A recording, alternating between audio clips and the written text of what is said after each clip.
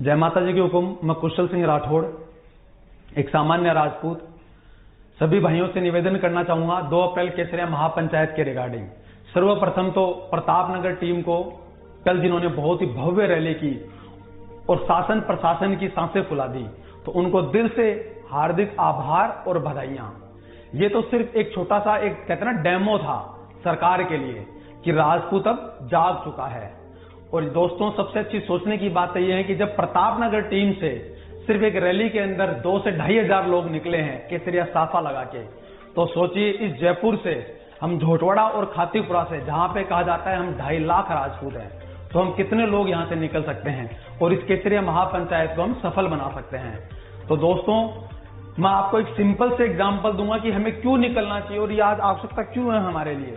बहुत से लोग कहते हैं ये सुखदेव सिंह जी गोगा मेडी का प्रोग्राम है, तो मैं आपको दिल से कहना चाहूंगा ये कोई सुखदेव सिंह गोगा मेडी का प्रोग्राम नहीं है। ये आप जैसे और हम जैसे आम राजपूतों के हितों का प्रोग्राम है। लोग कहते हैं कि आप पहले भी इकट्ठे हुए थे, तो उनसे मैं निवेदन करना चाहूंगा, पहले हम जो हमारे महापुरुष हैं, जो हमारे आदर्श हैं, श्री तन सिंह जी, उनके जन्मदिन के उपलक्ष्य में हम इकट्ठे हुए थे, ना कि किसी मांग या किसी उद्देश्य को लेकर हम इकट्ठे हुए थे।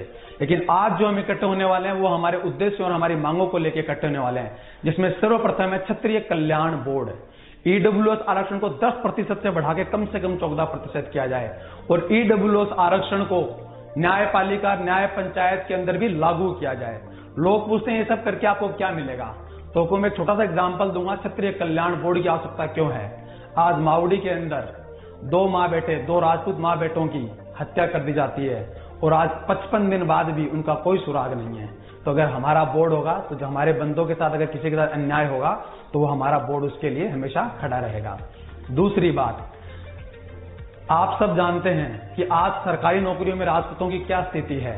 यकीन मानिए दोस्तों, किसी दिन शासन प्रशासन के कार्यों से आपको घर से निकलना पड़ेगा ना, तो आपको कुर्सी देने वाला कोई नहीं मिलेगा अगर आज हम इकट्ठे नहीं हुए तो।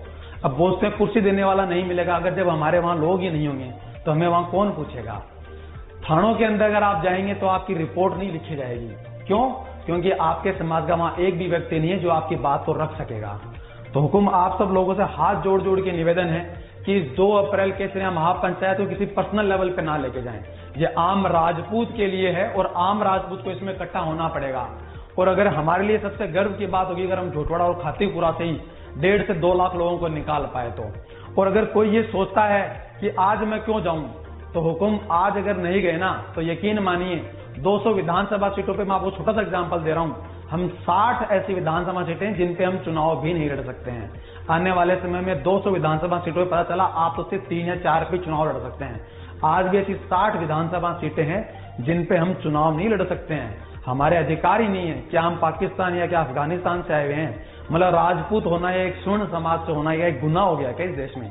इस राजपूताना को बनाने के लिए हमारे दादा परदादाओं ने सर्वत्र न्यौछावर कर दिया, जमीनें दे दी, आपको जो चाहिए था इस समाज को बसाने के लिए, समाज को एक रखने के लिए हमने दिया। आज मैं बल्कि सर्व समाज से भी निवेदन करूंगा, आज राजपूतों को उनके हक और अधिकार के लिए लड़ना पड़ रहा है, तो आप भी इसमें भागीदार बने। अगर आपको ये मेरी बात सही लगती है तो आप घर बैठ के भी हमें सपोर्ट कर सकते हैं, क्योंकि ये भी एक बहुत बड़ा सपोर्ट हो सकता है। आप कहीं नौकरी पे जाते हैं, कोई व्यापार में जाते हैं, तो मैं तो आपसे यही निवेदन करूंगा, इस वीडियो को आप ज्यादा से ज्यादा शेयर करके भी आप हमें सपोर्ट कर सकते हैं। और 2 तारीख को हुकुम बहुत छोटी सी लड़ाई है। पहले हमारे पूर्वजों को सर कटाने पड़ते थे, युद्ध में जाना पड़ता था, तलवारों से उनको लड़ना पड़ता था, खून बहाना पड़ता था। यहाँ तो हुकुम ऐसी कोई बात ही नहीं है।